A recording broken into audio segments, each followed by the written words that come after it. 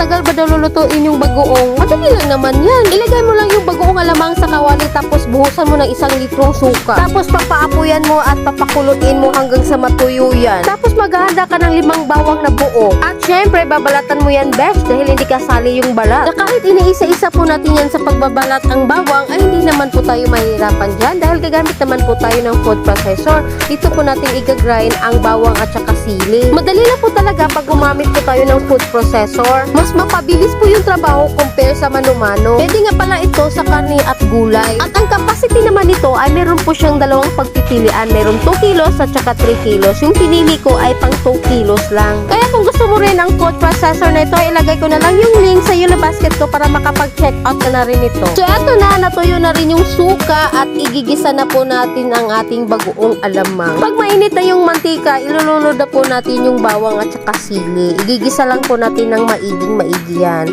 hanggang sa mag-golden brown na po yung bawang at saka sili. Pagkatapos na pong maimekos-mekos yung bawang at saka sili, syempre ihalo na po natin yung bagoong alamang na pinapatuyo natin sa suka. Yung kumbaga binababad natin sa suka hanggang sa natuyot na po talaga ang ating bagoong alamang. So ito po yung sekreto niya para mabawasan po yung alat ng ating bagoong. Binababad talaga yan sa suka. Nag-addition na nga pala ako ng mantika dyan. Mas maganda po yung maraming mantika, yung nakalutang po talaga. And then naglagay din po ako ng 1 kilong brown sugar para manamis-tamis po yung ating bagoong alamang. Mekos-mekos lang po natin yan hanggang sa mag-melt po yung sugar na nilagay po natin. Hanggang sa ganito na po yung kulay niya. Yun lang, luto na yan.